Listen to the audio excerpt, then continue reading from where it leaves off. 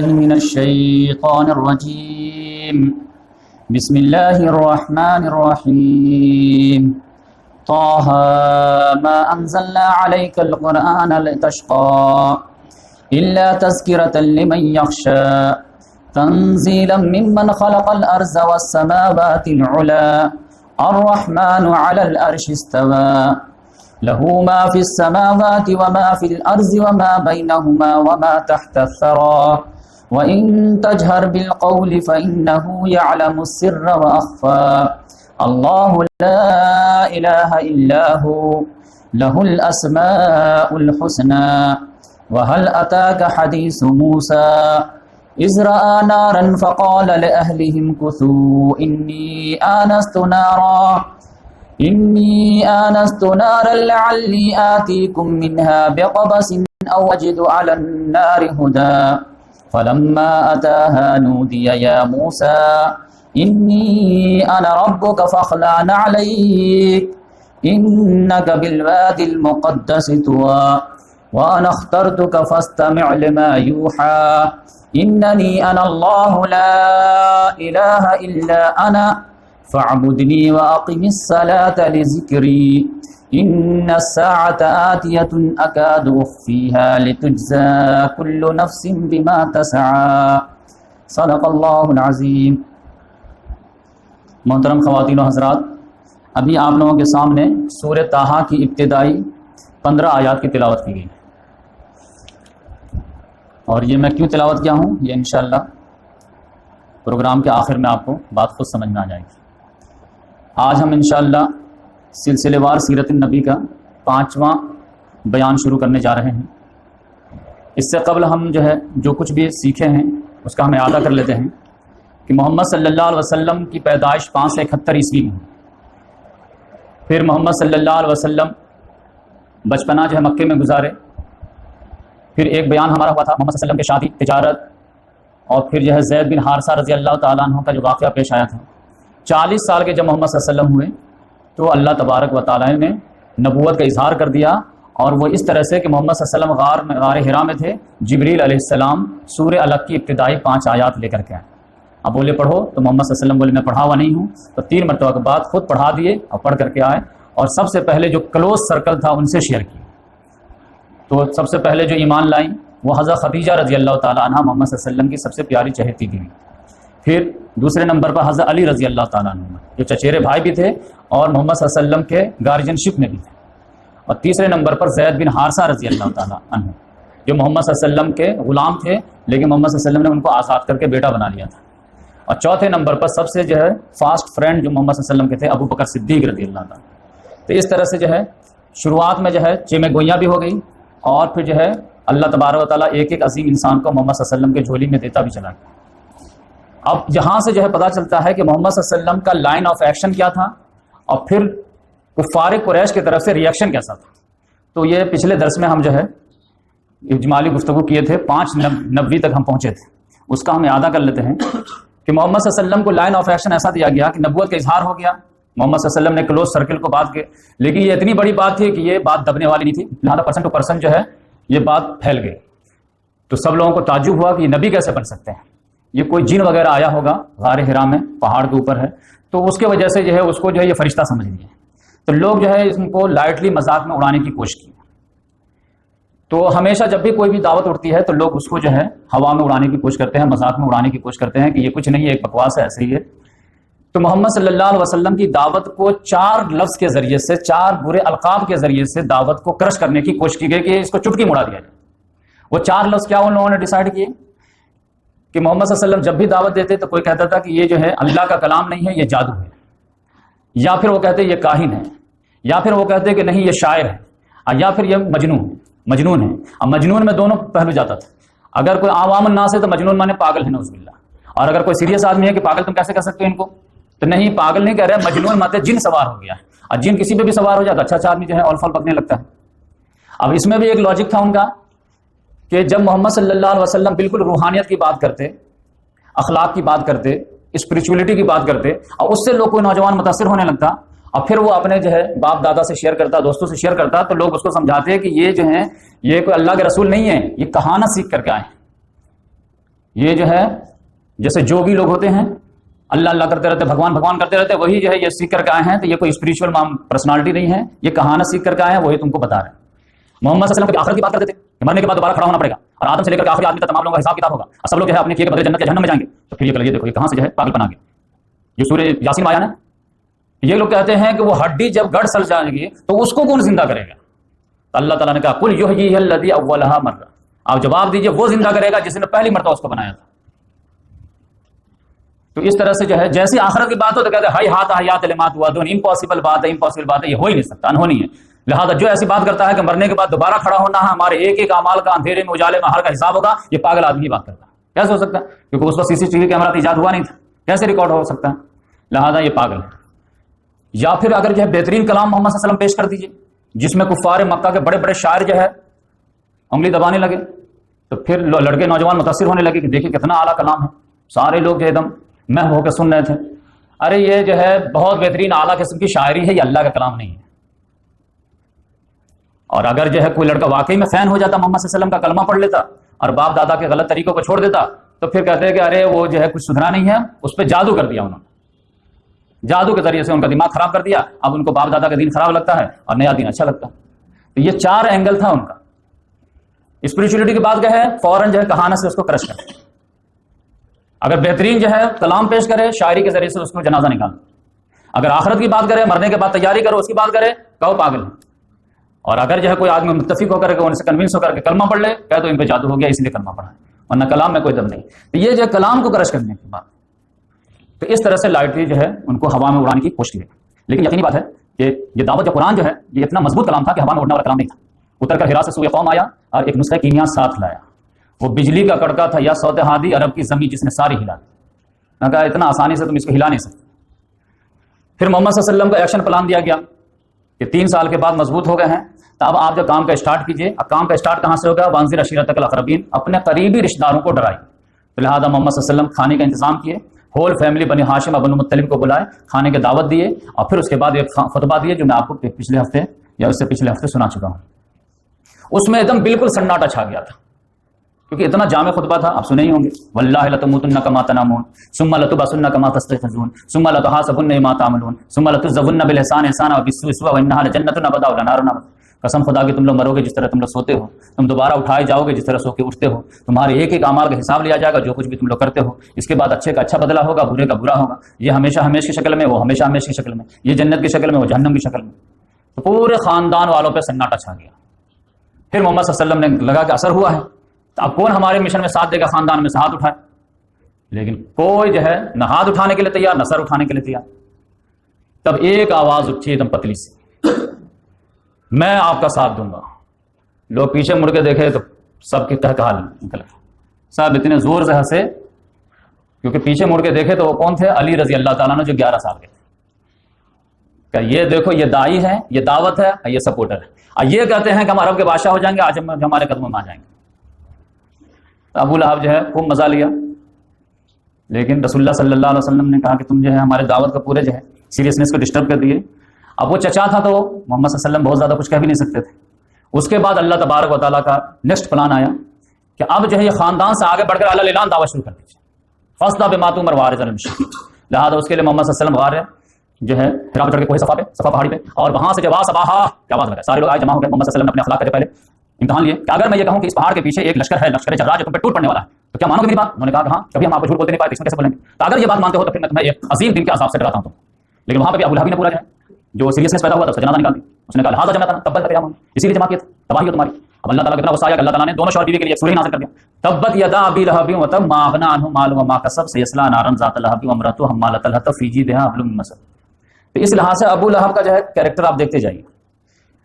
اب ان کے بعد جو ہے ان کے پاس پرابلم ایک آیا کہ شاعر، مجنون، دیوانہ، ساحر یہ کہہ رہے تھے، لیکن ایک پرابلم آیا کہ حج کا موسم آنے والا تھا۔ اب حج میں تو مختلف جو ہے ایریا سے لوگ آئیں گے، اب کوئی کہے گا نہیں یہ پاگل ہے، کوئی کہے نہیں یہ شاعر ہے، کوئی کہے نہیں مجنون ہے، کوئی کہے گا کچھ ہے، تو لوگ کنفیوز ہو جائے گا، ہم خود ہی جا کے مل لیتے ہیں، تو کہنے پر میٹنگ کرو۔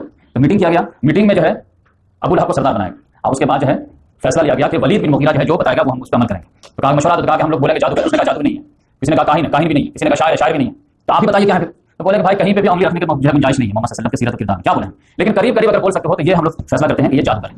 لہٰذا یہ سب لوگ حج کا موسم آتے ہی مکے کے اطراف شہر میں انٹری کے لیے جتنے بھی جو ہے دروازے راستے تھے سب پر یہ لوگ بیٹھ گئے، اور جو بھی حج عمرہ کے لیے آنے والے لوگ تھے سب کو بتاتے تھے کہاں جا رہے ہیں حج کے لیے، جائیے اچھے سے حج کیجیے، عمرہ کیجیے، جو کرنا کیجیے، ایک آدمی سے مت ملے گا، ان کا نام ہے محمد بن عبداللہ۔ کیا بات ہے، ان سے کیوں نہیں ملیں گے؟ نہیں، ان کی بات کو سنتا ہے تو جادو ہو جاتا ہے، اس کو بات پتا کرتے نہیں لگتا، ان سے مت ملے گا۔ اب بہتر یہیں سے کان میں روئی ٹھوس لی، میں بھی ہو سکتا ہے کہ وہ آپ نہ جائے لیکن وہ حرم میں نماز پڑھنے زور سے شروع کر کان میں آ جائے تو اڑتی پڑتی خبر آ جائے تو ہو سکتا ہے کہ اس سے متاثر ہو جائے، تو اس لحاظ سے بہت سارے کان میں روئی ٹھوس لیتے تھے۔ تو اس طرح سے ان لوگوں نے ایک فیصلہ کیا کہ ہم لوگ جو ہے جب تک حج کا زمانہ ہے تب تک جو ہے جس کے منہ میں جو آئے وہ نہیں پکیں گے، صرف ایک ہی کاؤنٹر کا جادو جادو جادوگر جادوگر جادوگر، جیسے مسلمان terrorist every Muslim are not terrorist but every terrorist is a Muslim, یہ تو کم سے کم بولو تاکہ دماغ میں بیٹھ جائے پوری دنیا میں۔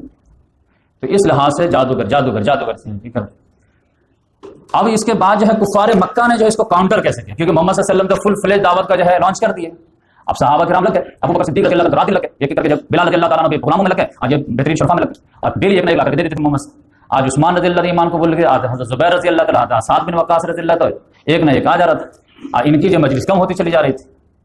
تو اب کہا گیا کہ بھائی کاؤنٹر کرنا کیسے کریں، تو پہلے تو کہا گیا کہ بھائی مذاق میں اڑایا جائے، تو مذاق میں تو چار چار جو برے نام رکھے گئے لیکن اس سے کچھ فرق نہیں پڑا، پھر منہ در منہ آ کر کے لوگوں کے سامنے چڑھاتے تھے، وقالوا یا ایھا الذی نزل علیہ الذکر انک لمجنون، خطاب کرتے ہیں وہ شخص جس کو جنون سوار ہو گیا ہے، جس کا گمان ہے کہ اس پر الذکر نازل ہو رہا ہے، ہم لوگ یہ سمجھتے ہیں کہ تم پاگل ہو گئے، نعوذ باللہ، ایسے کہتے ہیں۔ واجب انجام منذر منہم فقال الکافرون ھذا ساحر کذاب، کاذب نہیں کذاب، بہت جھوٹ بولنے والا۔ ان لوگوں کو تعجب ہے کہ انہی میں سے ایک ڈرانے والا آ گیا، کافر لوگ تو کہتے ہیں نہیں یہ تو جھوٹا ہے، جادوگر۔ اور پھر محمد صلی اللہ علیہ وسلم کے گرد جو ہے جو شروع میں ایمان لانے والے تھے وہ چند نوجوان تھے، غلام تھے، تو پھر جو ہے یہ لوگ جو ہے گزرتے تھے تو کمنٹ پاس کرتے تھے، ہؤلاء من اللہ علیہ من بیننا، اچھا یہ لوگ ہیں ہمارے جو ہے سوسائٹی کے جن پر اللہ کا احسان ہوا ہے، ان کے ذریعے سے جو ہے کسرا فتح ہوگا اور کیسر جو ہے زیر ہوگا، تو اس طرح سے جو کمنٹ پاس کرتے تھے، لیکن دعوت محمد صلی اللہ علیہ وسلم سائلنٹلی جاری رکھے ہوئے تھے۔ اس کے بعد وہ لوگ پلان بی پہ آئے کہ یہ مذاق اڑانے سے تو سیریس لوگ اور ان کے سمپیتھی میں آ جاتے ہیں کہ بھائی ایک شریف انسان کا کیوں مذاق اڑا، ایک صادق آدمی کو تم جھوٹا ایک دن میں کہنے لگے، پبلک اتنا آسانی سے نہیں مان لیں، کیونکہ یہی مکہ والے جو محمد صلی اللہ علیہ وسلم سے پہلے صادق امین کا لقب دیے ہوئے تھے، اب اچانک تم جھوٹن لوگے تو پھر پبلک نہیں مانیں گے، تو پھر ان لوگوں نے شکوک و شبہات پیدا کرنے کی کوشش کی کہ دعوت میں جو ہے شک ڈاؤٹ پیدا کرو، اب کوئی بھی دعوت اگر شک ہو جاتی ہے تو پھر یقینی بات، اگر دودھ آپ کا ایک ڈرم رکھا ہوا ہے، کوئی خالی جو ہے کوئی بیچ رہا ہو اور اس میں شک پیدا کرتے کہ اس میں جو ہے ایک ڈراپ پیشاب گرا ہوا ہے، تو کوئی ضرورت بھی ہوگا کہ نہیں ڈاؤٹ والا کیوں خریدا، ہم دوسری جگہ سے جا کے خریدتے ہیں۔ تو انہوں نے ڈاؤٹ پیدا کیا۔ ڈاؤٹ کیسے پیدا کیا؟ وہ کہتے تھے کہ نوجوانوں کو سمجھاتے تھے کہ بیٹا یہ جو اللہ کا کلام نہیں ہے، یہ کیا ہے؟ وقال الکافرون ھذا اساطیر الاولین، یہ پہلے لوگوں کے قصے کہانیاں ہیں، افسانے ہیں، افسانہ سناتا رہتا ہے۔ دیکھو کیا سناتا ہے، نوح علیہ السلام، ہود علیہ السلام، صالح علیہ السلام، موسیٰ علیہ السلام، عیسیٰ علیہ السلام، انہی کے قصے کہانی سناتے رہتے ہیں، یہ پچھلوں کی کہانیاں ہیں اور کچھ نہیں ہے، نتھنگ ایلس۔ کیوں دھیان دیتے ہو اتنا؟ بس جیسے کہانی سن کر کے چھوڑ دیتے ہو، اس کو بھی چھوڑ دو۔ پھر کچھ لوگ آتے تھے دوسرے نہیں، وقالوا ان ھذا الا افک افتراه ہو، یہ جو ہے جھوٹ ہے، انہوں نے کر لیا اپنی طرف سے۔ اب آن علیہ قوم آخرون، اور یہ دوسری قوم کی مدد بھی کرتی ہے، یعنی یہ نصرانیوں کا ایجنٹ ہے جو ہمارے قبیلے کو ڈسٹرب کرنے آیا ہے، ہمارے دین کو جو ڈیمیج کرنے آیا، اس کا ایجنٹ بن کے آیا۔ آج بھی دعوت دے کے آپ کو ایجنٹ فوراً لگا دیں۔ تو اس طرح سے جو ہے ان لوگوں نے جو ہے بلیم لگانا شروع کیا، بلکہ کھلم کھلا کا دین نما یعلم بشر، ان کو تو ایک آدمی سکھاتا ہے، یہ ایک اجمی غلام پکڑ کے جو ہے اپنے کوٹری میں بند کیے ہوئے ہیں، رات میں ان سے سیکھتے ہیں اور صبح میں آ کر کے ہم پہ دھونس جماتے ہیں، دیکھو اللہ نے نازل کیا پہنچا ہے۔ اگر اللہ نازل کرتا تو پورا اکھا قرآن کیوں نہیں نازل کر دیتا، یہ تھوڑا تھوڑا کیوں نازل کرتا؟ جیسے شاعر لوگ 5-6 شعر ملتا ہے تو آ کر کے سنا دیتے ہیں، ویسے یہ بھی 5-6 آیت بناتے ہیں تو کر دیتے ہیں، اور کبھی کبھی ایک مہینہ نہیں بن پاتا تو ایک مہینہ سائلنٹ رہتے ہیں، یہ شاعر کی طرح ایسے کرتے ہیں۔ یہ تو شکوک شبہات، اللہ کا کلام ہوتا ہے تو پورا قرآن، اللہ تبارک تعالیٰ تو محتاج نہیں ہے، فوراً کر دو۔ تو اس طرح شکوک و شبہات پلان بی پہ، لیکن پھر بھی نوجوان آ ہی رہے تھے، غلام آ ہی رہے تھے، کیونکہ یہاں پہ دعوت کے ساتھ ساتھ اخلاقی طاقت بھی تھی نا، بلال رضی اللہ ایمان لے آئے تو پھر کیا ابو بکر سے گلے بھی ملے نا، تو یہاں پہ تو اخلاقی طاقت تھی، ان کے مجلس میں طاقت نہیں تھی، وہ تو وہاں پہ اونچ نیچ بھی تھا، یہاں پہ تو یہ جو آ رہا تھا سب ایک پورا جو ہے طبقاتی نظامی کو ڈسٹرب کر کے سب بھائی بھائی ہو گئے تھے، سب ایک صف میں نماز پڑھ رہے تھے۔ تو پھر جب اس سے بھی نہیں ہوا تب پھر پلان 3 پہ آئے۔ پلان 3 پہ کیا آئے کہ انہوں نے کہا کہ دیکھو بھائی یہ دعوت کو مذاق میں لوگے تو لوگ تم کو مذاق میں لینے لگے، ڈاؤٹ پیدا کرو گے تو اتنا زیادہ اس میں دم ہے کہ جو سنتا متاثر ہو جاتا، شکوک شبہات سے کام نہیں چلتا۔ تو کر سکتے ہو تو یہ کام کرو، نوجوانوں کو اس سے دور رکھنے کی کوشش کرو، قرآن سننے گی تو متفق فیصلہ میٹنگ کے پاس۔ وقال الکافرون لا تسمعوا لهذا القرآن والغوا فيه لعلكم تغلبون وقال الذين كفروا لا تسمعوا لهذا القرآن والغوا فيه لعلكم تغلبون، یہ سورہ حامیم سجدہ۔ کافر لوگ ڈیسائیڈ کر لیتے کہ قرآن سننا ہی نہیں ہے، اور اگر کبھی وہ سنانے بیٹھ بھی جائیں تو شور غل کر کے اس کا دم توڑ دینا تاکہ تم غالب ہو سکو، ورنہ غالب ہونے کا کوئی اپائے نہیں ہے، اتنا عظیم کلام ہے، کلام اللہ روح اللہ کے اندر جاتی ہے، فوراً چینج کرتا ہے۔ لہٰذا کیا کیا جائے، نوجوانوں کو کیسے روکا جائے؟ تو پھر لوگوں نے مشورہ دیا کہ لہو و لعب کو جو ہے پروموٹ کرو، جیسے یہ قرآن سناتے ہیں وہیں پہ جو ہے تم جو ہے ناچ گانے کے محفل ایجاد کر دو، نضر بن حارث جو تھا اس نے کہا کہ میں جاتا ہوں شام سے رستم اور اسفندیار وغیرہ کے قصے کہانیاں لے کر کے آتا ہوں. اب وہاں گیا اور قصے کہانیاں لے کر کے آیا, لونڈیوں وغیرہ کو بھی لے کر کے آیا. اور جیسے محمد صلی اللہ علیہ وسلم رات میں جو ہے قرآن سنانے کے لیے کھڑے ہوتے تھے, ادھر یہ مجلس سجا دیتا تھا تاکہ نوجوان ادھر متاثر نہ ہو, ادھر لگ جائے, نہ سنے گا نہ معاملہ ہوگا. آج بھی آپ دیکھ لیجیے, سیریل ہے, IPL ہے, ٹیسٹ میچ ہے, یہ میچ ہے, وہ میچ ہے, انٹرٹینمنٹ ہے, سارے چیز جو ہے اسی کے لیے رہتے ہیں.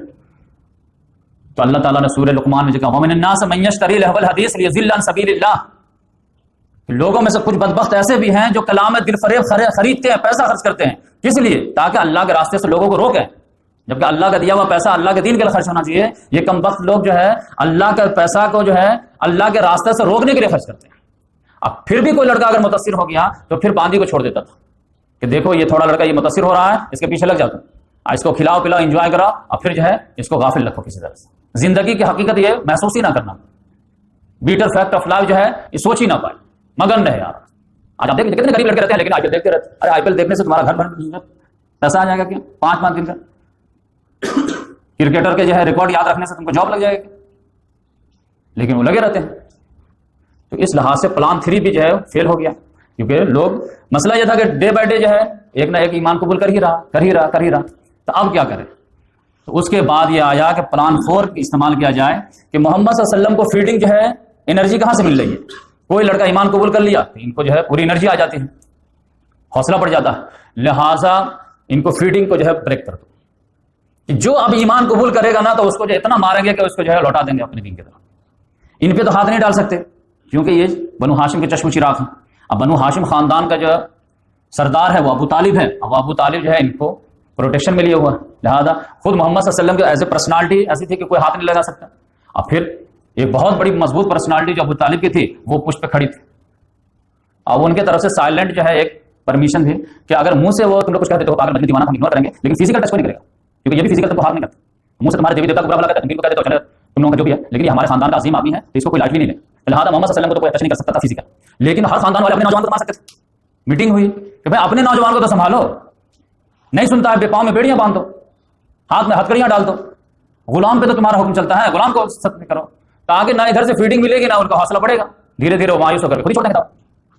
لہٰذا یہاں سے جو ہے پلان 4 شروع ہوا, اور پھر جو ہے ظلم کی ایک عظیم داستان تھی جو میں پچھلے ہفتہ سنایا. بلال رضی اللہ تعالیٰ عنہ, خباب بن عرد رضی اللہ تعالیٰ عنہ, عمار بن یاسر رضی اللہ تعالیٰ عنہ, مصعب بن عمیر رضی اللہ تعالیٰ عنہ, عثمان بن عفان رضی اللہ تعالیٰ عنہ, اور عبداللہ بن مسعود رضی اللہ تعالیٰ عنہ. ان لوگوں کو تو اتنا زیادہ ستایا گیا کہ پھر یہ لوگ جو ہے محمد صلی اللہ علیہ وسلم سے اجازت مانگے کہ یا رسول اللہ آپ کیا کریں. تو محمد صلی اللہ علیہ وسلم نے کہا کہ 2 آپشن ہیں, ایمان مت چھوڑو, دیش چھوڑ دو. کہاں جائیں؟ انہوں نے گیس کیا کہ میرے حساب سے حبشہ کا بادشاہ عادل ہے, وہ تمہارے ساتھ انصاف کرے گا, وہاں چلے جاؤ. لہٰذا 15-20 لوگوں کا قافلہ تیار ہو کر کے وہاں چلے گئے, جو میں پورا قصہ سنا چکا. پھر وہ لوگ کیسے واپس آ گئے, وہ سورہ نجم کی تلاوت کرنے کی وجہ سے. اب پھر 1 سال کے بعد پھر 100 لوگوں کا قافلہ تیار ہوا. آپ سمجھے کہ پہلے چوتھے نبی میں جو حبشہ روانہ ہوئے ہیں تو صرف جو ہے 16 مرد, 4 اور 20 لوگ, اور 1 سال کے بعد 100 لوگ. آپ سمجھے کتنی تیزی سے دعوت پھیل رہی تھی. لہٰذا اس کو روکنے کے لیے پوری طاقت لگائے ہوئے تھے, لیکن وہ بھی پھیل گیا. حبشہ یہ لوگ چلے گئے. اب پھر یہ لوگ سوچے کہ وہاں سے واپس لائیں گے تو واپس لانے میں ناکام رہے. عمرو بن عاص بھی جو ہے خالی ہاتھ لوٹے. اس کے بعد یہ لوگ جو ہے پلان B5 پہ آئے کہ مذاق اڑانے سے بھی کام نہیں چلا, ڈاؤٹ پیدا کرنے سے بھی کام نہیں چلا, پھر اس کے بعد جو ہے نوجوانوں کو غفلت کا شکار کرنے میں بھی کامیابی نہیں ملی, اور جو ان کے ساتھی تھے ان پر ظلم زیادتی کرنے سے بھی بات جو ہے ان لوگ کو روک نہیں پائے. تو اب 5واں نمبر آیا کہ پلان 5 پہ آ جائے. وہ کیا ہے کہ دیکھو یہ جو اصل میں اٹیک کرتے ہیں وہ جو ہمارے جو ہے نظریات کے جو ہے سب سے مین جڑ ہے نا اسی پہ اٹیک کر دیتے ہیں. اور وہ اٹیک کیا کرتے کہ یہ ڈائریکٹ اس کلمہ ہی ایسا پڑھاتے ہیں کہ وہ جو ہے سارا نوجوان جو سوچنے میں مجبور ہو جاتا ہے کہ لا الہ الا اللہ. اب لا الہ جو ہے یہ ایسی تلوار ہے کہ ہمارے سارے بتوں کے ہی جڑ کاٹ دیتا ہے, سارے کا سب. یہ تو بڑا ڈینجر ہے. تو کہیں کہ ان سے جو ہے بات کرو کہ کچھ لے دے کر کے جو ہے معاملہ جو ہے پیچ اپ کر دیا جائے کہ بھائی آپ الا اللہ کے جو ہے رٹ لگائیے, دعوت دیجیے, لا الہ مت کہیے کم سے کم, تاکہ ہمارے معبود بھی بچے رہے, آپ کا خدا بھی پرچار ہوتا رہے. تو حق و باطل میں کچھ تو جو ہے ریکنسیلیشن ہو جائے, کچھ پیچ اپ ہو جائے. ورنہ جو ہے آپ جان رہے ہیں کہ قریش کمزور ہو رہا ہے, اور قریش جو ہے ان فائٹنگ کے قریب جا رہا ہے, اور پھر جو ہے آپ جانتے ہیں کہ بیٹا باپ سے جدا ہو رہا ہے, بھائی بھائی سے جدا ہو رہا ہے, شوہر شوہر سے جدا ہو رہا ہے. اگر یہ بڑھ گیا تو پھر قریش کی سیادت اور قیادت کہاں جائے گی؟ لہٰذا کچھ نہ کچھ کرو. لہٰذا محمد صلی اللہ علیہ وسلم کے پاس آئے 4 لوگ, اسود بن عبد المطلب, امیہ بن خلف, ولید بن مغیرہ اور عاص بن وائل. چاروں نے کہا کہ کچھ نہ کچھ جو ہے ہم لوگ جو ہے گیو اینڈ ٹیک کا معاملہ کرتے ہیں, کچھ دو کچھ لے کے وصول پہ ہے, کچھ نہ کچھ پیچ اپ کر لیتے ہیں. اللہ تعالیٰ نے نہیں آگا یہ تو چاہتے ہیں کہ یہ آپ تھوڑا سا نرم پڑے تو یہ بھی نرم پڑیں گے, لیکن نہیں, باطل دوئی پسند ہے, حق لا شریک ہے. شرکت میں یا نہ حق کو باطل نہ کر قبول. حق حق ہے، باطل باطل ہے، جال حق و زکل باطل، حق آیا تھا باطل کو جانا ہے، باطل کا راج تو اس وقت تک تھا جب تک حق نہیں آیا تھا. آپ کہاں ہیں کمپنی، ہم تو کھڑے کھڑے نکالیں گے. لہٰذا پھر جب یہ سب بڑے بڑے سردار آئے ہیں محمد سے متاثر کرنے کے لیے تو اللہ تعالیٰ نے کلیئر رسول دیا، نہیں کاؤنٹر کر دیا. آپ کلیئر کٹ ان کو سنا دیا، قل یا ایھا الکافرون لا اعبد ما تعبدون، کہہ دیجیے کافروں میں اس کی بات نہیں کرنے والا جس کی تو عبادت کرتا نہ تو، نہ میں اس کی بات کرنے والا جس کی تو بات کرتا ہوں. پوری سورہ میں آپ کو پچھلے مرتبہ سنا چکا تھا. تو اس لحاظ سے پانچواں جو ہے اصول بھی ان کا ڈسٹرب ہو گیا. اس کے بعد یہ لوگ جو ہے چھٹے پہ آئے کہ بھائی ان کی دعوت رک نہیں رہی ہے تو ان کے گارجین سے بات کیجیے. ان کے گارجین کون ہیں؟ ابو طالب. ابو طالب کے پاس آ کے دیکھیے آپ کا جو مقام مرتبہ ہے ہمارے معاشرے میں ہر آدمی جانتا ہے، آپ بہت شریف انسان ہے، بہت اعلیٰ انسان ہے اور بنو ہاشم خاندان کے جو ہے سردار ہیں، لیکن آپ کبھی دین آپ کا بھتیجا نے ایکسپٹ نہیں کیا. اور اگر جو ہمارے باپ دادا کو برا کرتا ہے تو اس کا سب آپ کے پیپر توڑتا ہے، جیسے آپ اپنا بھتیجا ہونے کی وجہ سے کچھ نہیں بول رہے. تو تھوڑا سا روکیے ان کو ورنہ جو ہے زیادہ ہو رہا ہے. تو انہوں نے نرم انداز میں جواب دیا کہ ٹھیک ہے ہم دیکھیں بات کرتے ہیں. لہٰذا وہ لوگ سوچے کہ ہاں ٹھیک ہے بات کریں گے، لیکن بات کیا کریں گے، محمد صلی اللہ علیہ وسلم جیسے کام جاری تھا ویسے جاری رکھے. تو پھر ان لوگوں کو محسوس ہوا کہ ابو طالب جو ہے زیادہ سیریس نہیں لیا ہم لوگوں کو. اب محمد صلی اللہ علیہ وسلم کا معاملہ یہ تھا کہ محمد صلی اللہ علیہ وسلم تو حرم میں نماز پڑھتے تھے، چاشت کی نماز وہاں تھی، سب لوگوں کا جو چوپال لگتا تھا محمد صلی اللہ علیہ وسلم نماز پڑھتے، زور زور سے بھی تلاوت کرتے تھے، سب کو سنا دیتے تھے. لیکن اپنے ساتھیوں کو بولے تھے کہ تم لوگ تو ایسے مار پیٹ کرتے رہتے ہیں، کوئی سن لیتا ہے تو ہم لوگ عبادت کہاں کریں یا رسول اللہ. تو محمد صلی اللہ علیہ وسلم نے کہا کہ آپ لوگ جو ہے وادی ودی میں چلے جایا کیجیے، پہاڑی گھاٹی وغیرہ میں، اور وہاں پہ جو ہے نماز پڑھ لیا کیجیے، اللہ کی بات کر لیا کیجیے. لیکن یہ لوگ کیا تھے، اتفاق سے ایک مرتبہ ابو سفیان نے دیکھ لیا کہ سعد بن ابی وقاص رضی اللہ عنہ نماز پڑھا رہے ہیں، اس کی نظر پڑ گئی. اب وہاں جا کر کے جھڑپ ہو گئی، تو ادھر بھی تھوڑا خون گرا ادھر بھی تھوڑا خون گرا. اب محمد صلی اللہ علیہ وسلم ابھی چاہ رہے تھے کہ شروعاتی دور میں ہمارے جو بھیڑنٹ نہ ہو، ورنہ یہ تو میجورٹی میں ہم کو کرش کر دیں گے، جس کو سائزیبل کوانٹٹی میں ہم کو طاقت آ جائے گا ہم تو خود ہی جو ہے نہیں چھوڑیں گے. لیکن ابھی تو ہم کو صبر سے مظاہرہ کرنا. تو پھر محمد صلی اللہ علیہ وسلم نے اپنے ساتھیوں کو کہا کہ اچھا ٹھیک ہے وادی وغیرہ میں بھی چھوڑو اور ایک گھر ہم لوگ تلاش کرتے ہیں سینٹر. تو ارقم بن ابی ارقم ایک صحابی تھے، شروع دن میں ایمان لے آئے تھے. ان کا گھر جو تھا کوہ صفا سے بالکل لگ کر کے تھا اور تھوڑا مسجد حرام سے دور تھا. ان کے گھر کو جو ہے فکس کیے کہ یہاں پہ ہم لوگ جمع ہوا کریں گے اور جو بھی تربیت کے سامان ہے نئی وہی آئے گی تو اس کو ہم شیئر کیا کریں گے اور یہ ہمارا جو ہے ایک طرح سے سینٹر رہے گا. تو دار ارقم کو محمد صلی اللہ علیہ وسلم نے چوتھے ہجری میں ایک سینٹر بنا لیا اور یہاں جو تربیت کرتے تھے اور پھر پرسن ٹو پرسن جو ہے دعوت صحابہ کرام سارے لوگ پھیلاتے تھے. اس کے بعد جو ہے ان لوگوں کو لگا کہ جب حبشہ سے ناکامی ہوئی ہے تب جو ہے دوبارہ پھر جو ابو طالب کے دربار میں سب آئے ہیں اور اس بار آئے ہیں تو اس بار دھمکی کے انداز میں آئے ہیں. پہلے تو پولائٹلی بولے تھے کہ اپنے بھتیجے کو تھوڑا سا سنبھالیے وہ زیادہ کر رہے ہیں، اس بار آئے دھمکی کے انداز میں. دیکھیے فرسٹ مرتبہ ہم لوگ آئے تھے آپ کو رسپانس نہیں دیے کیونکہ جیسا کام چل رہا ہے ویسے ہی چل رہا ہے. اس کا مطلب یہ ہے کہ آپ نے بھتیجا کو جو ہے روکا نہیں نہ ٹوکا ہے، تو آپ میرے طرف سے سن لیجیے. اگر آپ اپنے بھتیجا کو نہیں روکیں گے تو پھر دوسرا آپشن کے بیچ سے ہٹ جائے، پھر ہم اور ان سے خود معاملہ پڑھ لیں. اور اگر آپ بیچ میں آئیں گے تو آپ بھی کان کھول کر کے سن لیجیے، پھر ہم ایک ایسی جنگ چھیڑ دیں گے جس میں دونوں میں سے کسی ایک کا صفایا ہو جائے گا. تب ابو طالب ہل گئے تھے کیونکہ پورا قریش اگر مل جائے تو پھر بنو ہاشم کیا کر پائے. اس میں بھی بنو ہاشم میں سارے مسلمان تو تھے نہیں، ابھی آدھے مسلمان آدھے تھے ہی نہیں. تو یہ ہل گئے تھے اور ادھر ظلم و زیادتی اور سنسیوریٹی جو ہے ابو طالب سمجھ رہے تھے کیونکہ یہ لوگ جو ہے اپنے بیٹے کو مار رہے ہیں، اپنی بیوی کو مار رہے ہیں، اپنے غلاموں کو مار رہے ہیں، تو پھر یہ ہمارے بھتیجے کا کیا کریں. ہر آدمی اپنے بیٹے کو مار رہا ہے، ہر آدمی اپنے غلام کو مار رہا ہے، یہ اتنا زیادہ جو ہے ان کے نزدیک سیریس میٹر ہے. تب ابو طالب جو ہے محمد صلی اللہ علیہ وسلم کو بلائے، بولے کہ بھتیجا تمہارے قوم کے لوگ آئے تھے اور یہ ریکویسٹ لے کے گئے ہیں بلکہ دھمکی دے کے گئے، تو بیٹا ایک بات جان لو کہ مجھ پر اتنا بوجھ نہ ڈالو کہ میں برداشت نہ کر سکوں، اٹھا نہ سکوں. تو محمد صلی اللہ علیہ وسلم بھی تھوڑا سا مایوس ہو گئے کہ عظیمت کا چٹان یہ کیا بات کر رہا ہے، سب سے بڑا مضبوط پلر یہی بھی ہل رہا ہے. تو محمد صلی اللہ علیہ وسلم نے کہا چچا جان یہ لوگ ہے دھمکی ومکی کیا چیز ہے، یہ لوگ اگر میرے داہنے ہاتھ میں سورج اب بائیں ہاتھ میں چاند بھی لا کے رکھ دیں تب بھی میں یہ مشن سے باز نہیں آ سکتا. یا تو یہ دین غالب ہوگا یا پھر اس راستے میں میری جان جائے گی، تیسرا کوئی آپشن نہیں ہے. کیا دیجیے جو کرنا کرے، اور آپ بھی نہیں ساتھ دینا چاہتے مت دیجیے، ہم آپ کے بھروسے تو دعوت کھڑا نہیں کی، ہم تو اللہ کے بھروسے کی. اور یہ کہنے کے بعد جو ہے آنکھوں سے آنسو جاری ہو گئے. ہم محمد سے اٹھ کے جانے لگے. جیسے اٹھ کے جانے لگے کہ ان کا دل پگھل گیا. بولے بیٹا ادھر آؤ ادھر. پھر آئے ہیں تو محمد سے بولے کہ بیٹا جاؤ تم کو جو آرڈر ملا ہے وہ کرو، ہم مرتے دم تک تمہارا ساتھ دیں.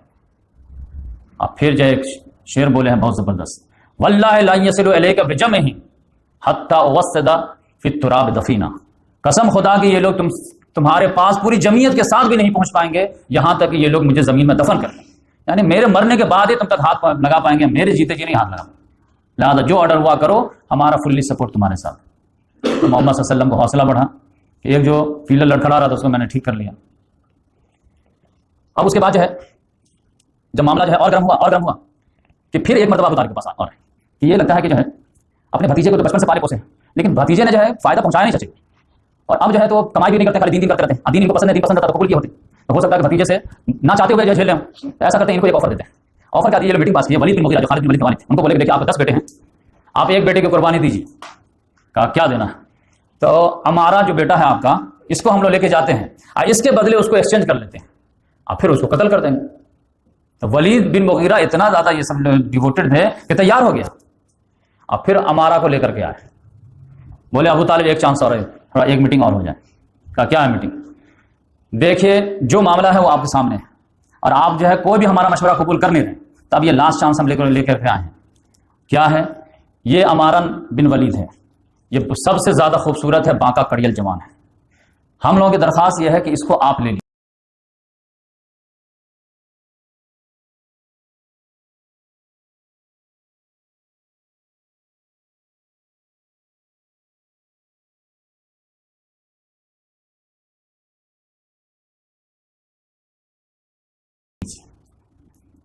اس کی دیت آپ کی دیت، اس کی کمائی آپ کی کمائی، اس کے بدلے میں آپ اپنا بھتیجا دے دیجیے تاکہ ہم اس کو قتل کر کے ہمارا معاملہ ختم ہو جائے.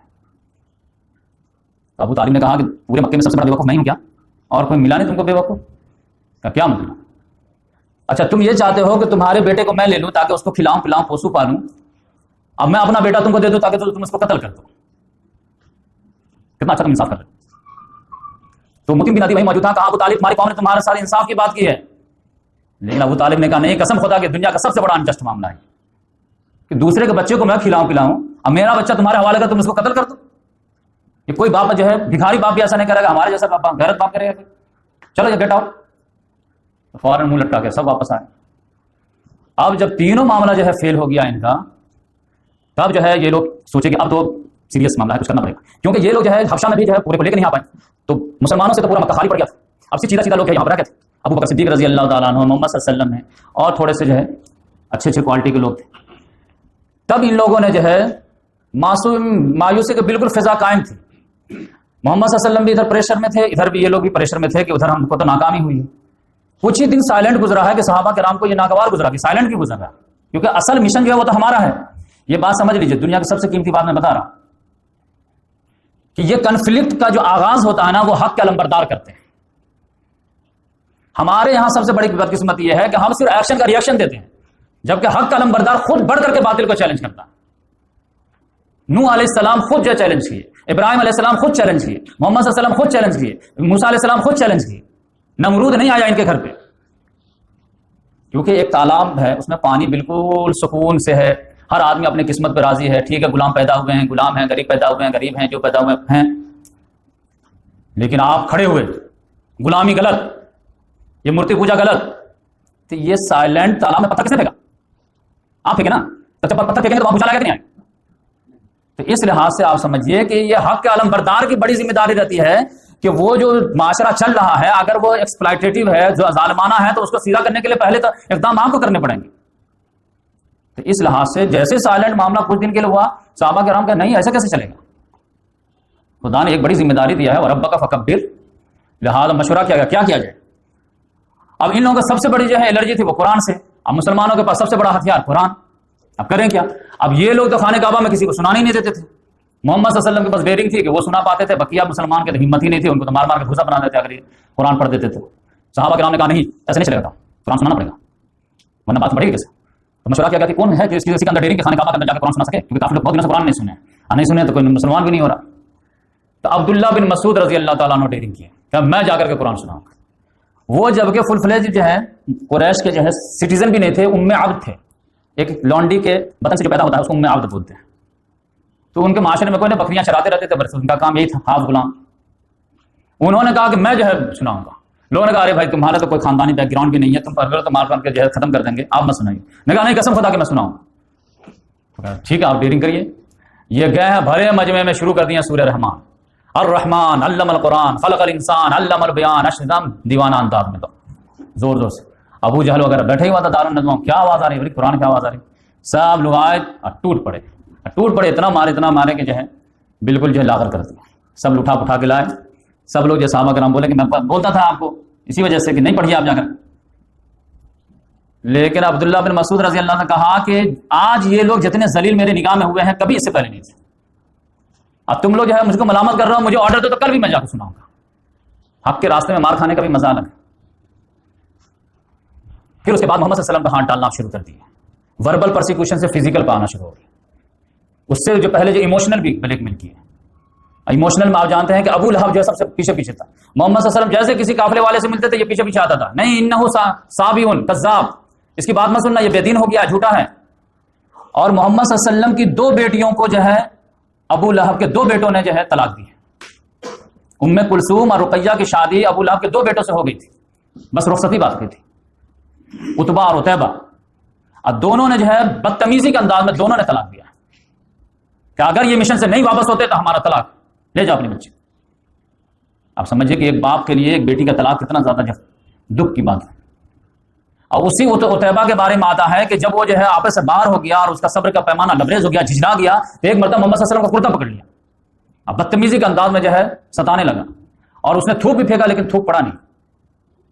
کہا کہ جو ہے ون نجم اذا ہوا کا ہم تجھے انکار کرتے ہیں، ثم دنا فتدلی کا بھی انکار کرتے ہیں. تو محمد صلی اللہ علیہ وسلم کو بہت غصہ آیا.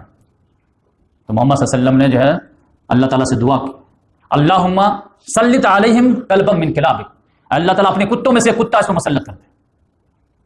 اور اس کا ہوا انجام. یہ آدمی ایک مرتبہ سفر کے لیے شام جا رہا تھا پورے قریش کے قافلوں کے ساتھ. الزرقہ نامی مقام پہ پڑاؤ کیا، اور وہاں پہ جو ہے جب یہ لوگ شام کے وقت میں پڑاؤ کیے تو ایک شیر اس کو دکھائی دیا جنگل میں. پھر اس نے وہیں سے چیخ مارنی شروع کی، قسم خدا کہ یہ شیر مجھے کھا جائے گا، ہائے ہماری بدبختی. اور یہ تو وہی مارا ہم کو، یہ وہ شیر ہے. لوگوں نے کہا کچھ نہیں ہوگا، ہم لوگ جو تم کو باڑ بنا دیتے ہیں، سب سے بیچ میں تم کو سلائیں گے، کنارے کنارے ہم لوگ سو جائیں گے، اور کنارے کنارے اونٹ جو ہے گھوڑے کو باندھ دیں گے، شیر آ ہی نہیں پائے گا.